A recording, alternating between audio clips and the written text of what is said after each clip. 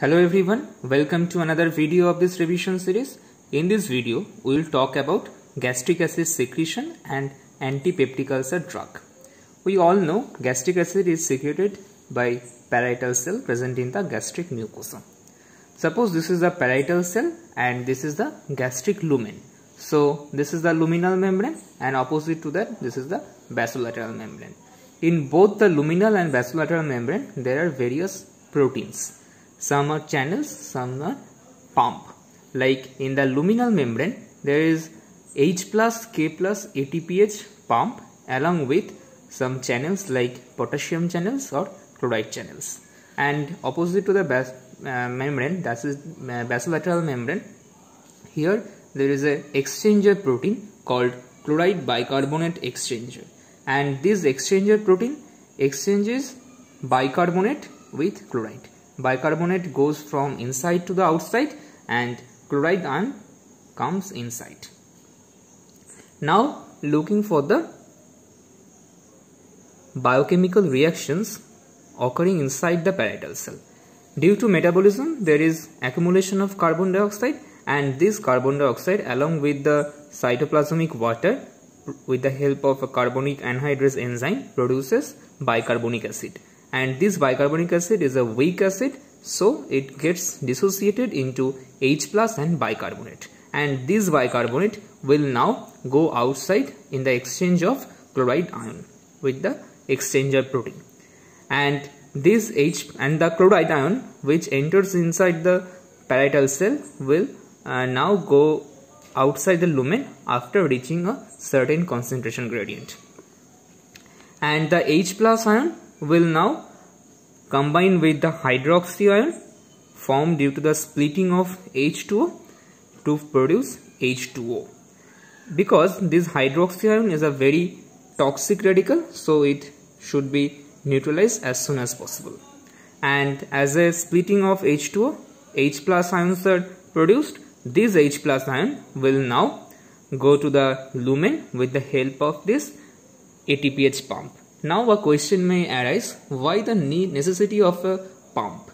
That is because the pH difference. The pH of the lumen is approximately 0.9, whereas the pH of the parietal cell is 7.0. So when a H plus has to pass from parietal cell to the lumen, a huge proton gradient is to be overcome, and thereby the requirement of ATP, and that is assumed by this ATPase, and so H plus will now go outside and thereby K plus will enter, and this K plus will ultimately go out by the help of a potassium channel after reaching a certain concentration gradient.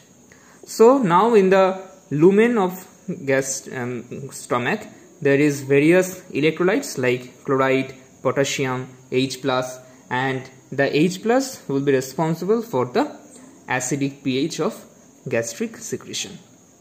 Now we'll look for the regulation part.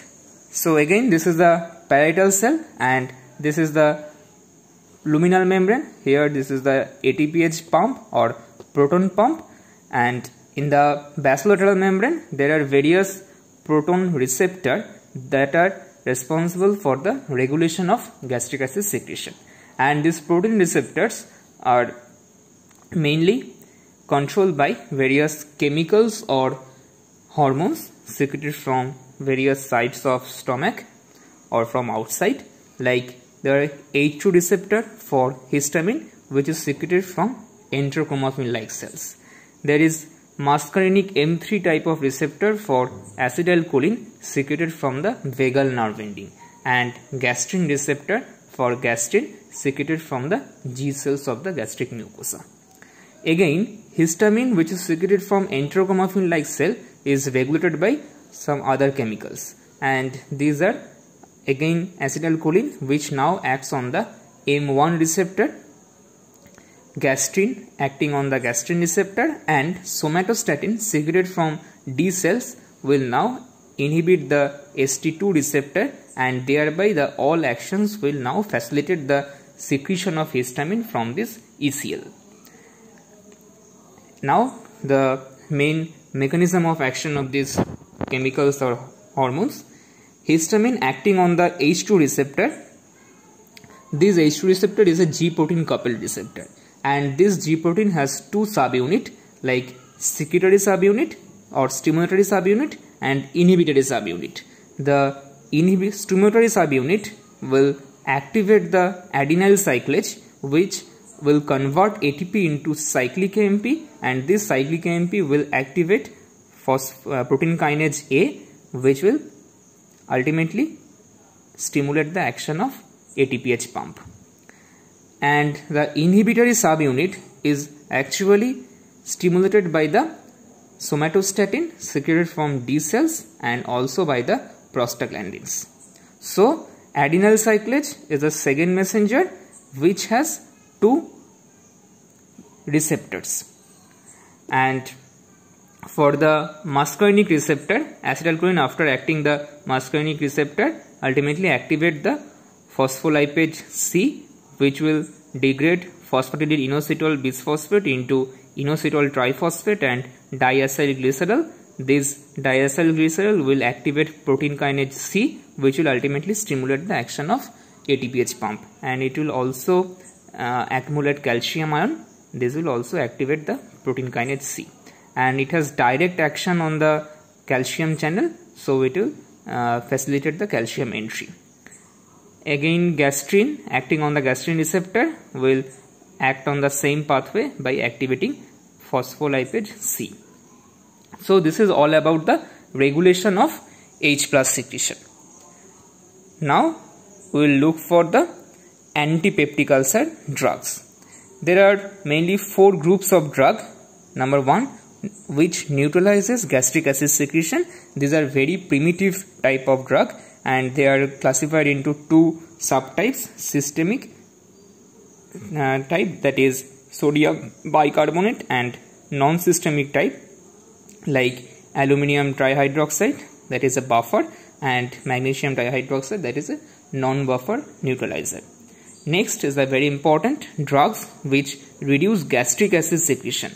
They are either H2 receptor antagonist like cimetidine, ranitidine, or proton pump inhibitor, directly act on the proton pump like omeprazole, lansoprazole, rabeprazole, pantoprazole.